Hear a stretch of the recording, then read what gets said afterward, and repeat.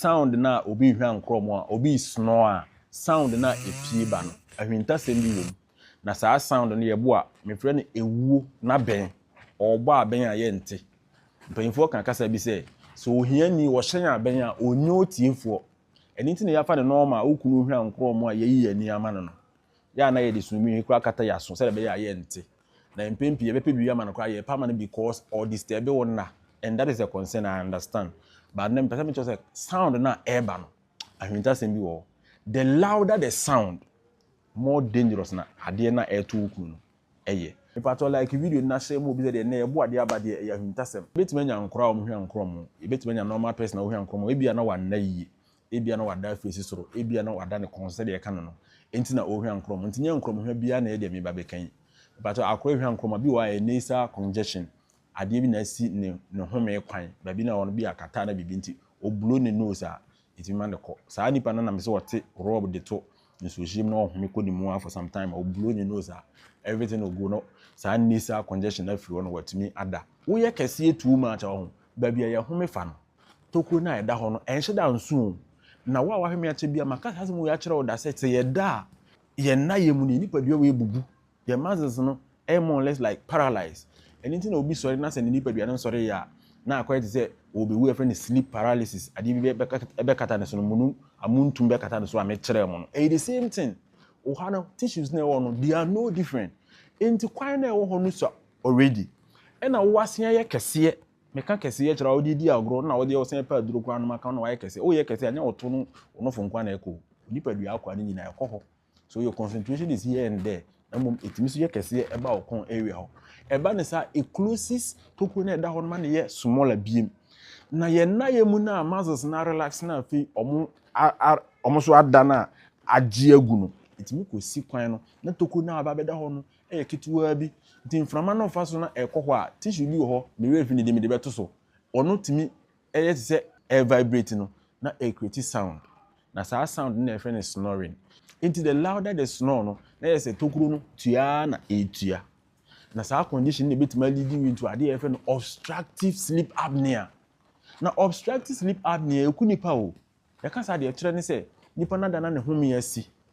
bi ho ye tie ya otimi ya na wa bobite na wa sori na watima hye na o sen ya home biem na sa amretia wa na oxygen anduru nipa dua ba bi na o sen ka eduru no ebetimi ahaw ento am se eyewu na ben nyame nim se honkwa na ye home afa na onim oxygen ne sonfa so nti wanfa tissue bi anwo ho se wontimi home be ba aben ma nipa oda wo nchen aye disturb na ya find solution ama wa ubetimi awu anka wonhu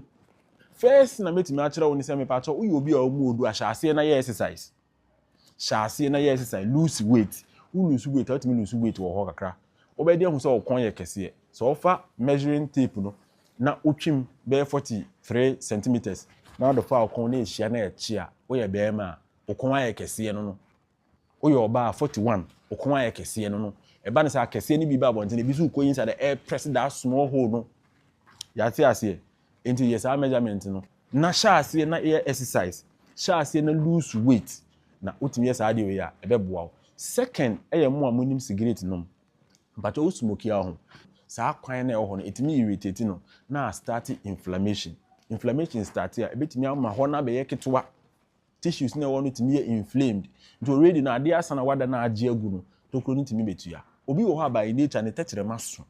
etimi so cause problem etisa normally san kofo dey am ka say omo wo procedures a yeye mom ne ketere me dey nanum eso nti woda na seketema na home a na age akosi kwan no eno so timi dey sa problem ya mekan e dey ba ipa to obi wo so onim nsanom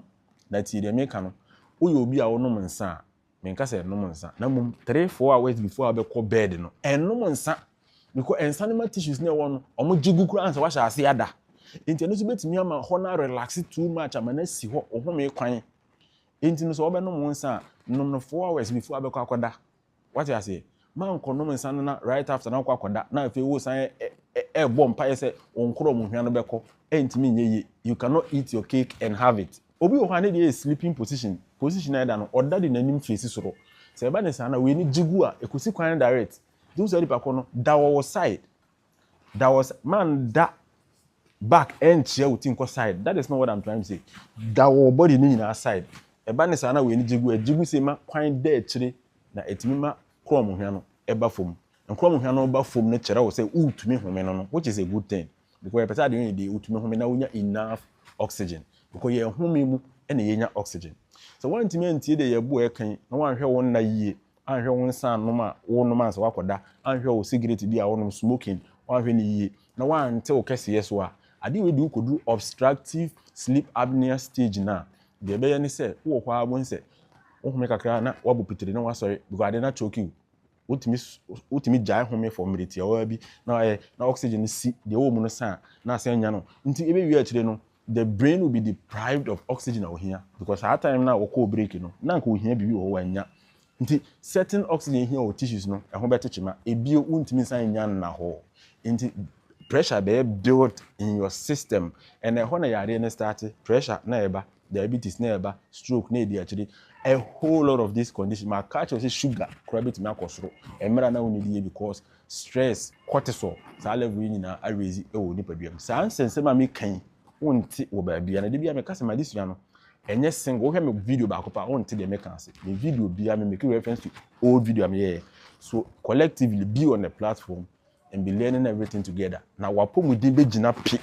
wo me ka tro ne wapomudin be gina wo yare be gia tu one say your responsibility nyame sa yare na mum se nyame se city yes aforebo na udi ayebo a nyame nam yebo a so ka kire wa wontie unya o diabetes a one hwe na nyame amananko because why asonlen o se city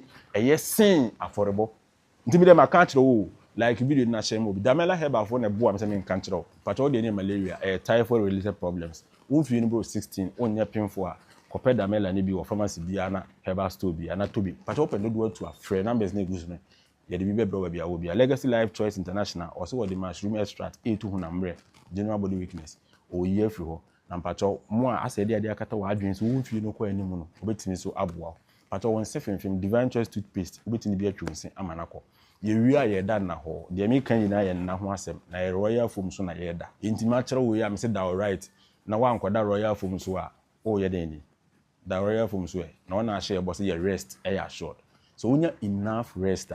eboa e ma wo cortisol eba from the enkrofo party ha no media na ebo the conferences be about medical scientists and the self-taught psychologists ntimo am pese mu guru muti otimi no bubu obodo pese wo guru metima hwe na maboa na onya bi akra na kumase na mewo wo to saloon ne niema nkonwa anhwe mirror sterilizers ni nyina me na meton family number na place your order anase braha na bejibi akra ye wo Santa Maria Antiku Junction na kumase ye wo edum na me nso anombo God bless you.